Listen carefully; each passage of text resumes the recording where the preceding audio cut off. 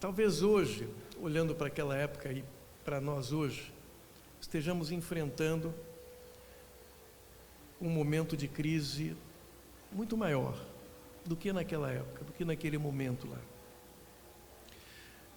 E eu quero tornar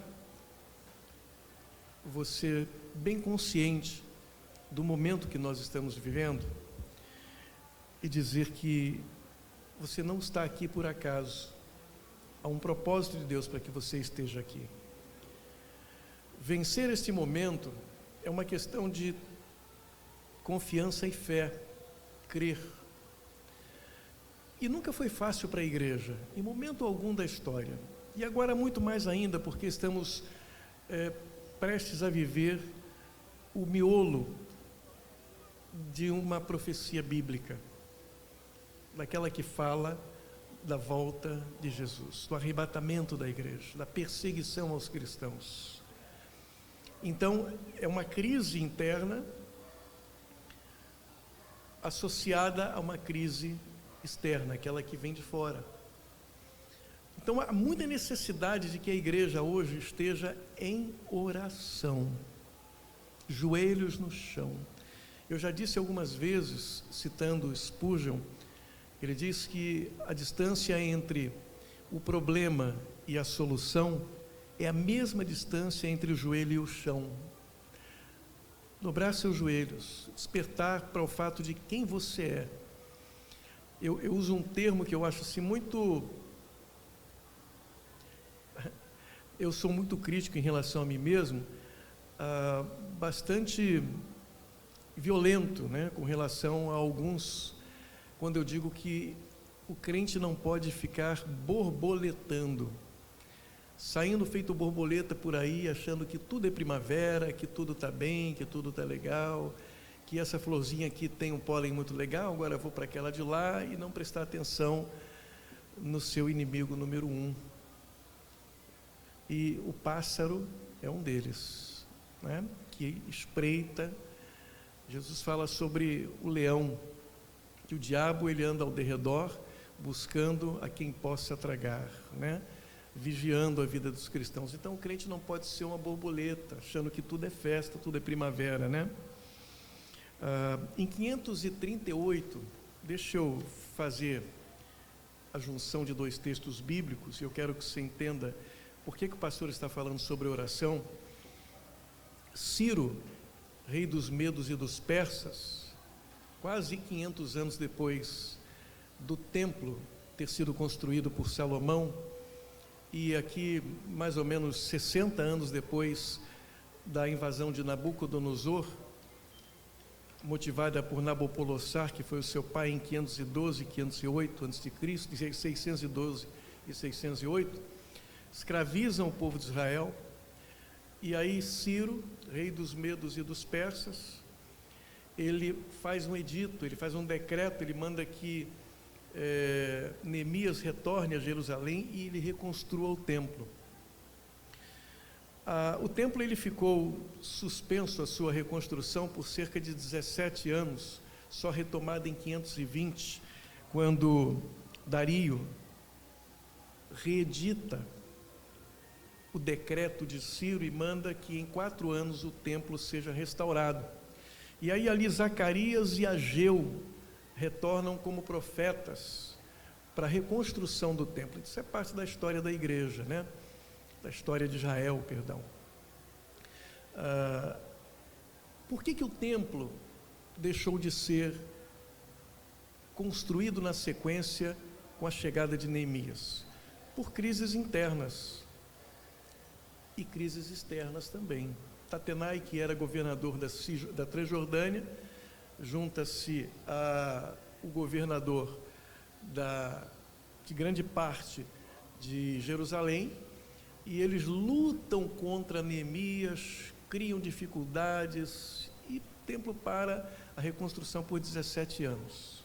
Muita gente objetivando o quê?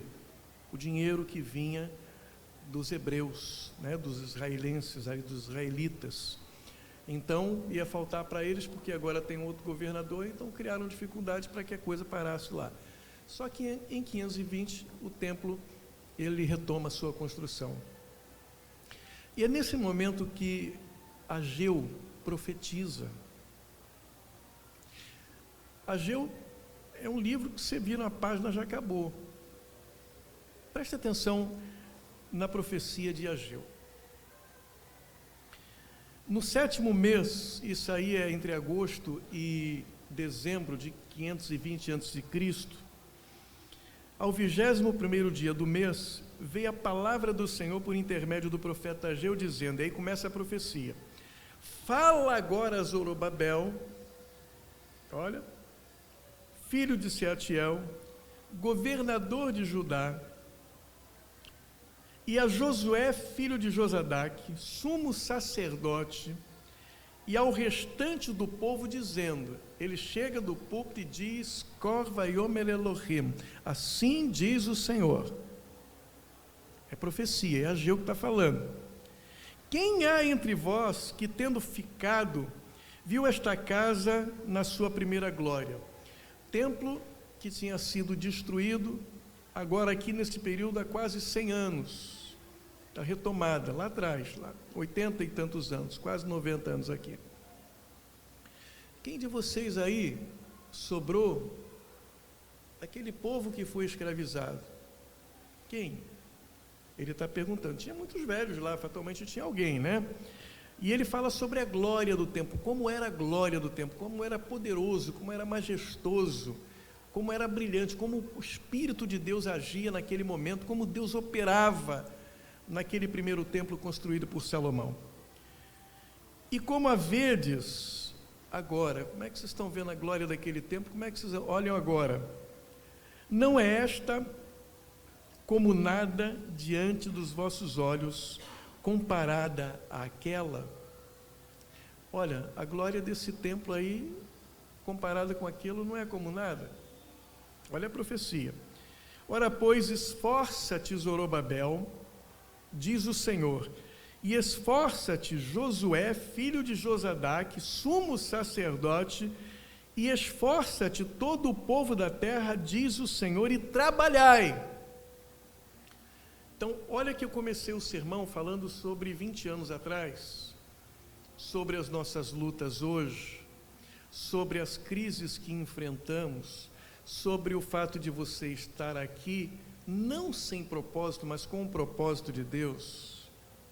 Há 20 anos atrás, cerca de 18 anos melhor, os carros paravam aqui na porta, tinha gente nas janelas aqui e ali na frente.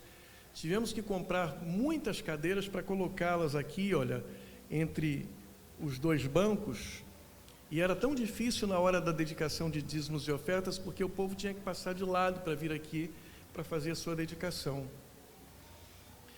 Nós tínhamos uma equipe de louvor, nós tínhamos gente querendo tocar com trombone e tudo, então aqui era o must, como dizem aí fora, né?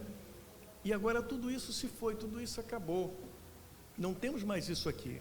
Não temos nem mais uma cadeira daquelas que foram colocadas lá, lá para cima depois e utilizadas para outros fins. E a gente olha para a igreja, ó, graças a Deus, porque o povo aqui não é muito hoje. Temos uma, ele está mostrando o Betinho, né? O povo aqui não é tanto, até porque não dá para ter aglomeração. Então, graças a Deus, assim está bem, mas tem um povo do lado de lá, na televisão ali, né? No YouTube, no Facebook e por aí vai. Só que o sumo sacerdote e o governador recebem de Deus uma atribuição, esforcem-se. E aí agora a palavra de Ageu vai para o povo e diz, e o povo também, trabalhai. Imagino que essa palavra bata de frente com o interesse de muita gente que não quer trabalhar, ou que não sabe o que fazer, ou que se julga incompetente ou não apto para o serviço. Só que a palavra de Deus é assim, o povo tem que trabalhar. A ideia de reconstrução da comunidade cultural de Israel está aqui. Porque eu sou convosco, diz o Senhor. E olha a promessa, diz o Senhor dos Exércitos, eu sou convosco. segundo a palavra da aliança que fiz convosco, quando saíste do Egito, o meu espírito permanece no meio de vós, não temais. Está entendendo por quê? Há um doce espírito aqui, eu sei que é o Espírito de Deus. Deus lá no livro de Malaquias, ele vai dizer assim: eu sou o Senhor e não mudo. Então o que ele está dizendo? Quando eu tirei o povo do Egito, que disse a esse povo que eu estaria com ele, o meu espírito permanece com vocês, eu sou o mesmo. Então Deus está dizendo, eu não mudei. E olha o que ele promete: porque assim diz o Senhor dos Exércitos, ainda uma vez, daqui a pouco, farei tremer os céus e a terra, o mar e a terra seca, e farei tremer todas as nações, e virão coisas, farei tremer todas as nações, e virão coisas preciosas de todas as nações. Olha que promessa, ó. A ideia é trabalhar para a reconstrução do templo. Eu estou pegando o texto de Ageu, e Deus está dizendo que ele é o mesmo. E farei tremer todas as nações, ou seja, a palavra de Deus alcançará os limites da além das nossas fronteiras. E virão coisas preciosas de todas as nações, e encherei esta casa de glória, diz o Senhor dos Exércitos. Minha, ele está dizendo, é a prata e meu é o ouro, disse o Senhor dos Exércitos. A glória desta última casa será maior do que a primeira, diz o Senhor dos Exércitos, e neste lugar darei a paz, diz o Senhor dos Exércitos. Pelo menos umas 5 ou 6 vezes, Ageu vai dizer, quem diz isso é Deus, não sou eu. A glória desta casa será maior do que a da primeira, maior do que há 18 anos atrás. Se hoje temos falta de recurso, ele diz, eu sou o Senhor, dono do ouro e da prata. Se a gente não tem bens e utensílios, ele diz, virão coisas preciosas para esta igreja de todas as nações, aonde nós alcançarmos, ou até mesmo quem não nos conhece. Você está entendendo esta palavra? Esta palavra é profética para a nossa igreja. Mas a gente é cercado e encharcado de desânimo, de dúvidas, mirando sempre as dificuldades e nunca as soluções, ofertando como que sacrificialmente. Eu toco no sacrifício, não estou falando dos meus músicos aqui, ao contrário disso, né? Mas há tanta gente assim, eu tenho tempo, eu vou lá que eu tenho que dar uma tocada lá, que eu tenho um negócio em casa me esperando, aí eu estou com pressa e tal, aí vem aqui e faço uma coisa qualquer. Não é assim. O que se exige do povo hoje, é o que Deus está falando, esforçai-vos, esforcem-se, tomem força, porque eu sou convosco. Vencido este primeiro momento, penso em 3 situações que eu vou colocar a partir de uma situação pura e simples. Queremos uma igreja vitoriosa e abençoada, cheia, uma igreja assim assado, mas a coisa primária que devemos fazer, não fazemos. Vem aqui quinta-feira que você vai ver. Quantas vezes eu fiquei sozinho aqui, eu e a Cleia, não é, Cleia? 2 obrigados, ela porque trabalha e eu porque sou o pastor. Não é nada disso, é um prazer de estar aqui, né? Ela pode muito bem abrir a igreja e ir para casa, não, mas está aqui com a gente. Quantas vezes éramos 2, 3 ou 4 pessoas aqui e você em casa, reclamando que está cansado porque chegou do trabalho, olha, deveria vir para dobrar o joelho e dizer glória a Deus porque eu tenho um trabalho. Reclamando que você não tem tempo para estar com a família, traz a família. reclamando que você está distante da igreja, que tem muita dificuldade de locomoção. Ora, se é para ser assim, não venha. Não venha mesmo. Por quê? Porque quem faz a obra de Deus de maneira relaxada vai ter que prestar contas a Deus. Penso em 3 situações. Primeiro, olha só, o povo, eu já falei sobre isso em uma outra ocasião, o pastor só está usando uma coisa parecida. Não ora e quer igreja cheia. Você quer, vou fazer uma pergunta. Você quer sua igreja cheia? Então, além de orar, você tem que fazer 3 coisas importantes. Primeiro, preste atenção, como é que as coisas se ligam? Confronte o pecador com seu pecado sem se omitir. Mas por que, pastor? Por uma razão simples. A porta aberta não nos garante de que as pessoas vão chegar até aqui, vão entrar.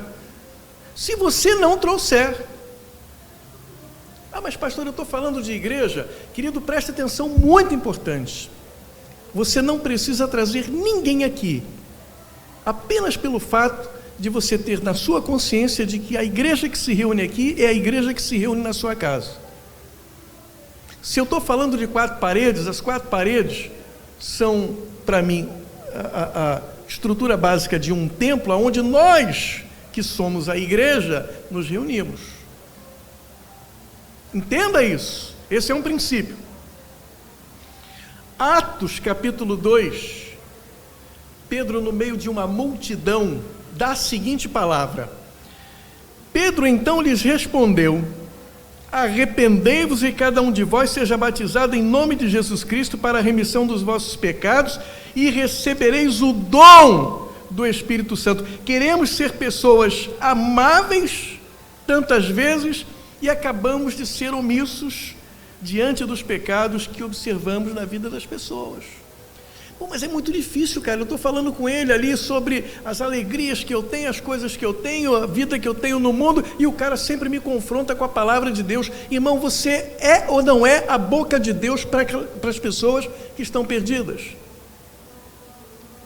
Quantas vezes o pastor saiu daqui e bateu nas madrugadas, nos hospitais, nas UTIs, nas enfermarias, para falar para homossexuais, para falar para pessoas que tinham um coração endurecido com a obra de Deus, para dizer para pessoas que eu nunca vi na minha vida, que elas precisavam arrepender-se dos seus pecados, confessar a Jesus como Salvador, para que pudessem ter a oportunidade de terem a vida eterna. Era o último momento. E tantas vezes, eu nunca disse à pessoa, naturalmente que não, mas ela era consciente da situação dela: você está na pior aí, você vai morrer. Então essa é a última chance sua.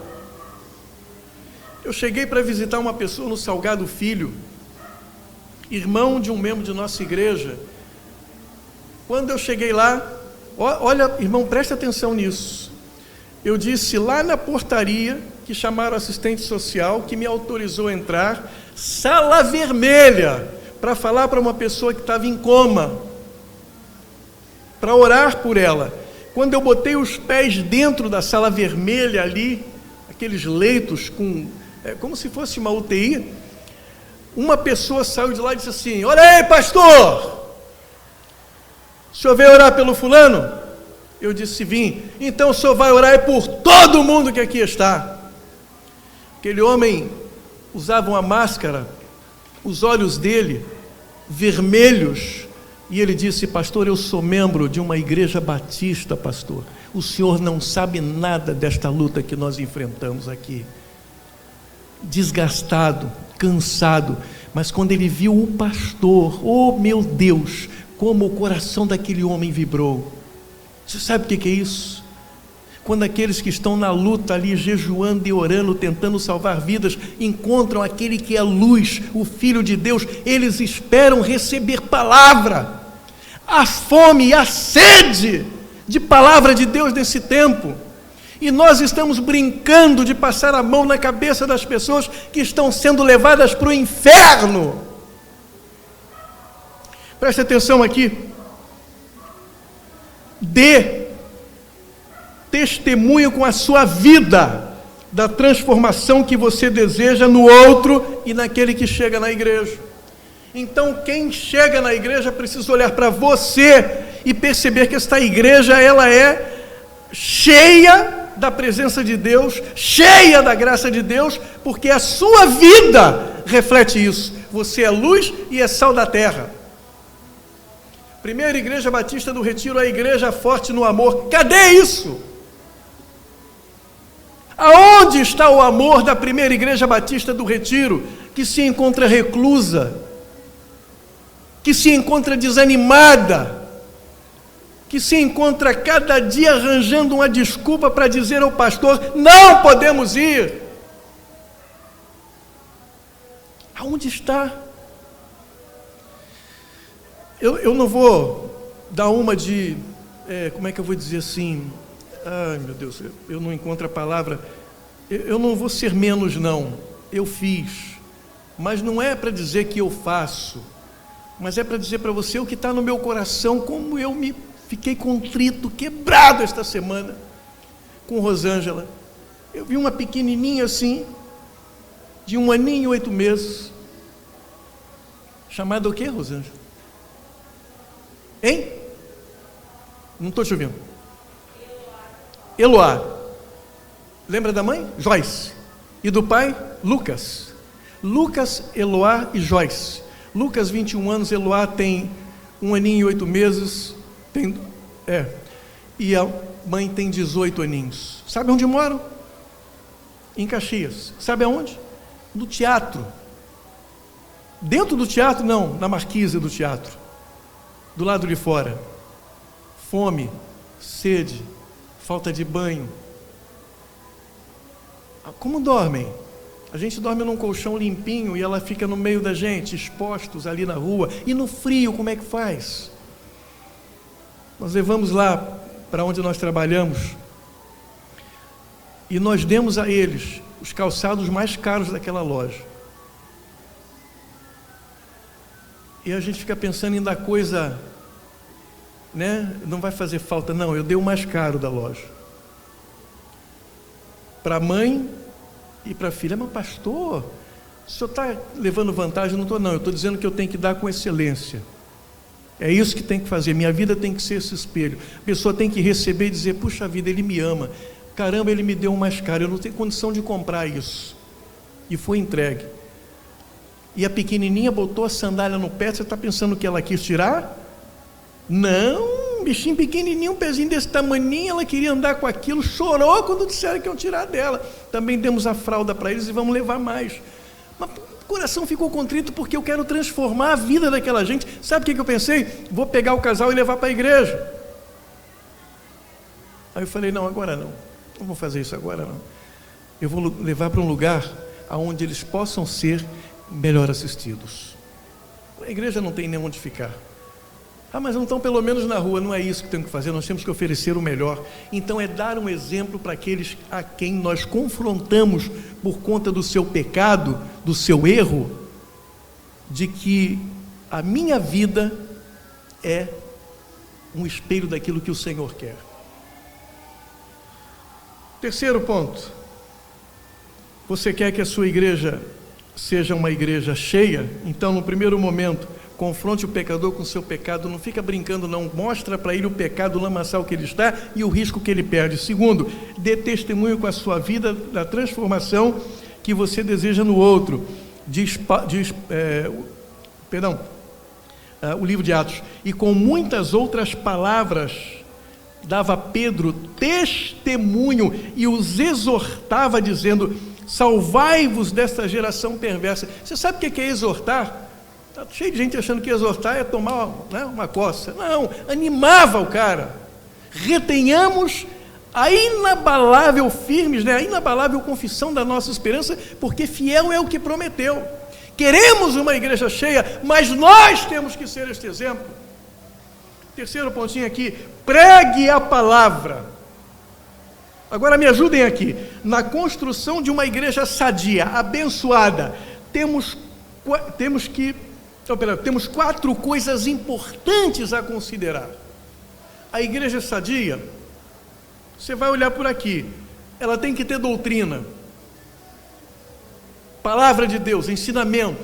Segundo, ela tem que ter comunhão entre os irmãos, mesmo que seja batendo com o cotovelo. Terceiro, ela tem que ter pão. Ô pastor, crente gosta de comida, né?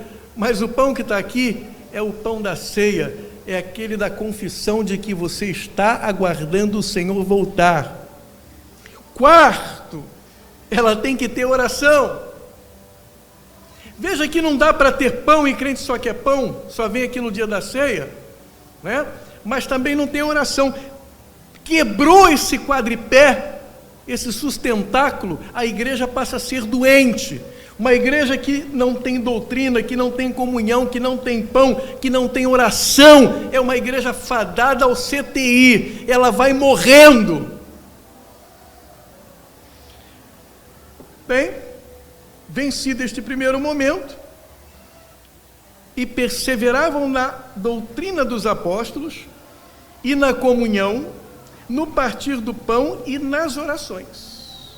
Terminando este pontinho, para que essa igreja, e aí você vai me ajudar, seja referência do reino de Deus, temos que ter pessoas dispostas. Lembra aqui? A Gil está dizendo lá, olha, sejam corajosos, sejam fortes, não é isso? Que preguem a palavra de Deus sempre que sobrar um tempo. Tá certo? Deu um tempinho, eu vou pregar a palavra de Deus.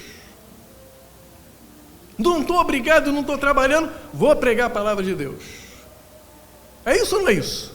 Sim ou não? É verdade. Não. Mas diz a Bíblia, a todo o tempo. Olha o que Paulo fala. Conjuro-te, eu convoco você. É um termo usado no direito. Pois, conjuro-te, pois, diante de Deus e do Senhor Jesus Cristo, que há de julgar os vivos e os mortos, na sua vinda no seu reino, que pregues a palavra. Instes a tempo e fora de tempo. Redarguas, repreendas, exorte com toda longanimidade e doutrina. É o que Paulo diz a Timóteo. Seja forte, seja o tempo inteiro. Eu preciso pegar esta palavra de Deus e trazer para a minha vida. E entender que ou eu sou 100% dedicado ao Senhor, ou a minha vida é apenas parcial e eu sou doente. Estou doente espiritualmente. Quero continuar esta palavra. Agora passando para o segundo ponto do sermão. O primeiro, povo que não ora, não tem direito à igreja cheia. Ou melhor, ele quer a igreja cheia, mas não ora. Segundo, o povo não ora e quer a igreja poderosa. Ah, mas a PIB do Retiro, meu Deus do céu, a PIB do Retiro, olha, a PIB do Retiro é mãe de 2 crianças maravilhosas, Pedro e Gabriel, que é aqui que foi um milagre na vida deles. Estou certo ou estou errado? Não é verdade? São milagres que acontecem na vida da Isilda e tantas outras pessoas, na vida do Robson, que também lutou contra um câncer, a igreja inteira orou por ele. Quantas lutas! Na minha vida, irmãos, das minhas filhas, da minha família, como Deus tem sido maravilhoso. O povo não ora e quer uma igreja poderosa. A busca do poder tem origem na visão da necessidade de a igreja vencer batalhas que são espirituais, enfrentadas pelo povo. Portanto, quem não tem visão espiritual não busca Deus pela necessidade de vencer o dia a dia, mas busca pela dor e sofrimento impostos por Satanás através das derrotas em sua vida espiritual. Você sabe o que eu disse aqui em tudo isso? Não vem por amor, vem pela dor, irmão. Vai sofrer, vai ter dificuldade, vai se arrebentar, e aí o corpo vai pesando até o joelho cair no chão, e você dobrar sua cara, enfiar a cara no pó e clamar dizendo: Deus, eu não consigo mais. Que tudo que o diabo quer derrotar você, arrebentar a sua vida, aí vai buscar poder, vai buscar socorro. Quem não tem visão espiritual só vê poder de Deus na experiência do outro, na experiência do terceiro. Nada acontece na minha vida, pastor.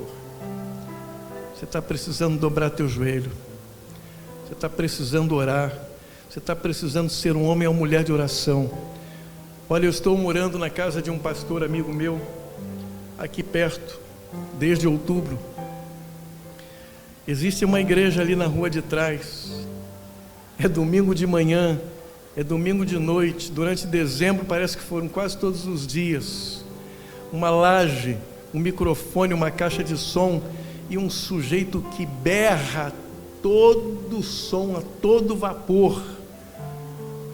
E é profecia. Eu cheguei a perguntar: meu Deus, por que ele berra tanto? A coisa foi tão legal que quando ele parou eu senti falta. Falei: meu Deus, cadê que ele não está berrando, não está gritando, não está orando, não está cantando? Olha para mim.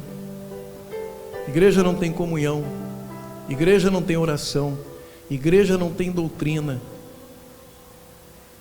Se fechar a porta, quanto tempo depois que a porta fechou que o vizinho vai perceber que a igreja acabou? E aí? Tem gente que vai dizer assim: poxa, eu nem percebi. É verdade, mas tem um tempo, né, que eles nem estão vindo mais, ó. Estão em casa lá no Facebook. Não é verdade? É. Mas tem gente que está atenta à igreja e vai dizer assim: pastor, por que hoje não teve culto? Por que quinta não teve culto? Sabe quem são os responsáveis por isso? É Deus, né? Que não te usa e nem me usa, não é isso? Não. Esforçai-vos, Vaiomer Elohim, assim diz o Senhor. Você que está em casa, teu banco está aqui te esperando. Ah, mas pastor, no meio da aglomeração. Então tá bom, vamos fazer um pacto eu e você. Se o problema todo é esse,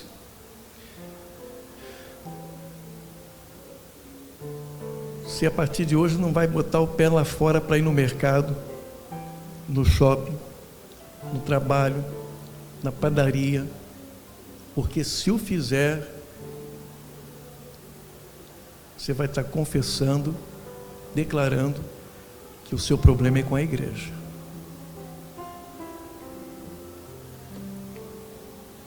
O povo não ora e quer ver milagres na igreja. Preste atenção. Tem na igreja um povo chamado multidão. Eu vou ler rápido. Multidão é aquele que olha a igreja do ponto de vista do consumismo. O que eu tenho para consumir lá? Quando a palavra vem dura, ele mete o pé, vai embora, escapole.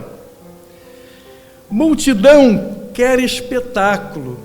Se não tem igreja preta, fundo vermelho com holofote, a gente tocando e aquele troço brilhando, e você chegando na porta, o povo está lá te recebendo, está lá dizendo: aí, chega mais, esse povo aqui te ama, te adora. Não tem nada disso aqui. Multidão quer isso, quer ser recebido, quer passar em tapete vermelho. Multidão não quer confronto. Paulo vai dizer lá, ainda no livro de 2 Timóteo, capítulo 4, eu li aqui para você, olha aqui: porque virá o tempo em que não suportarão a sã doutrina, mas tendo comichão nos ouvidos, amontoarão para si doutores conforme as suas próprias concupiscências e desviarão os ouvidos da verdade, voltando às fábulas. Não quer confronto.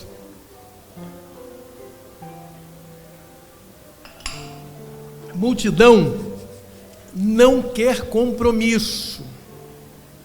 Quer chegar depois que o show está preparado, mas compromisso não quer. Mas multidão quer compromisso com o salário no final do mês. Por isso, se ocupa de todas as formas, sem pensar no fato de que o domingo é o primeiro dia da semana, não é? E ele não está aqui nem domingo de manhã, nem domingo de noite. Depois que inventaram os shoppings, as igrejas quase que ficaram vazias, porque o shopping não dá folga para você, a não ser um domingo por mês, quando você tem sorte, e não é chamado para poder suprir a ausência de um funcionário que não vai poder trabalhar. Multidão não quer compromisso, multidão não quer servir, mas quer ser servida. Multidão quer holofotes, quer sentar-se nos primeiros lugares. Multidão quer microfone, multidão quer os melhores amigos. Tem alguma coisa errada aqui em multidão querer os melhores amigos?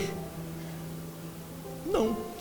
A grande questão é que, quando a gente procura os melhores são aqueles que ouvem a nossa história, riem com a gente de tudo que a gente faz, quer seja certo ou errado, mas não nos confrontam. O verdadeiro amigo é que nos confronta, que não ri do que nós fazemos de errado, que não nos deixa escravizar pelo pecado. Esse é o verdadeiro amigo. Eu tinha um amigo que era cristão, ele já não está mais entre nós, ele morreu, tem uns 3 ou 4 anos que ele morreu, talvez uns 3 anos, e mais ou menos regulando idade comigo. Então ele procurou um outro amigo nosso que também é cristão e falou para ele: rapaz, eu sou propagandista e eu trabalho lá no hospital tal, e lá tem uma morena. E o outro falou assim: e o que tem a ver essa morena? Ele falou: não, mas essa morena é uma enfermeira e ela está sempre me olhando com carinho e tal. E aí ele diz: mas e aí, qual é o problema? Ele diz assim: não, o problema é que eu sou casado e tenho 2 filhas. Nada, dá logo um beijo nela e resolve isso. Amigo ajudando amigo. Se fosse o verdadeiro amigo, diria: sai disso, porque isso é armadilha do capeta. Sabe o que aconteceu com esse amigo? Ele abandonou a esposa, abandonou as filhas, juntou-se com uma outra mulher,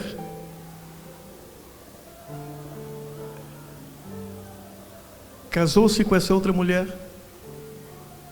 regularizou a situação dele, arranjaram uma igreja para ele pastorear, e antes da posse ele foi chamado pelo Senhor. Irmão, cuidado com o melhor amigo. Você precisa do verdadeiro amigo, e o verdadeiro amigo é Jesus. É Ele que confronta você com seus pecados. Multidão quer conforto. A igreja está cheia de buraco, está chovendo dentro. Isso não é razão para a gente não consertar, né? Mas aí eu não vou por causa disso, se é muito calor ou é pouco calor, é muito frio ou pouco frio, né? Isso não é razão para a gente não fazer. Sai daqui e vai para a Albânia, vai para aqueles países da África, onde as igrejas se reúnem no chão batido, com a cara no pó, 40, 50 crianças adorando ao Senhor sem um instrumento. Cadê o conforto, irmão? Tem muita gente que está esperando o conforto para servir a Deus aqui, ao invés de pensar que é aqui que serve ao Senhor, o conforto virá na eternidade. É ali que é a Santa Jerusalém, é lá que é o paraíso antes da Nova Jerusalém. Multidão vem à igreja para receber sua bênção e não para ofertar. Ela apenas consome, e quando a fome muda, muda o pasto. Agora vou para outro ministério porque lá está melhor. Tem gente que só vem à igreja no domingo de ceia.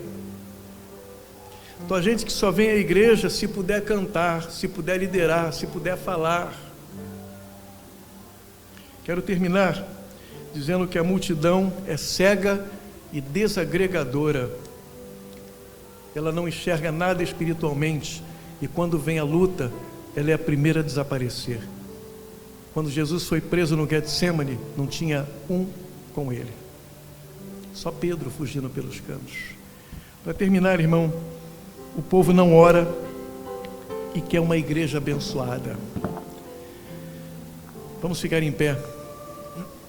Eu queria que você, mesmo à distância, olhasse para o irmão que está bem distante de você e dissesse a ele assim: o povo não ora, pode falar bem alto, o povo não ora, e quer igreja abençoada. Diga a ele assim: a igreja é a expressão da sua vida.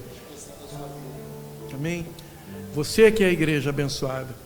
Não fique esperando chegar aqui para encontrar a bênção. A bênção que traga a você a bênção. A sua vida seja uma bênção neste lugar. A sua vida seja dedicada ao Senhor neste lugar e que o mundo veja, testemunhe a transformação que o Espírito Santo fez em você e que você é abençoado. Agora, ser abençoado não significa ter dinheiro muito ou pouco. Ser abençoado é ter a certeza da vida eterna com Jesus. É isso que é ser abençoado. E nenhum dinheiro compra isso para você. Nenhuma dedicação de dinheiro, de bens, compra isso para você. Jesus comprou para você a eternidade. É preciso crer nele. Vamos ser uma igreja diferente, cheia da graça de Deus. E perseverando unânimes todos os dias no templo, e partindo o pão em casa, comiam com alegria e singeleza de coração, louvando a Deus e caindo na graça de todo o povo. E olha aqui que maravilha! E a cada dia acrescentava-lhes o Senhor os que iam sendo salvos. Salvos! Mas como é que serão salvos? Se ouvirem.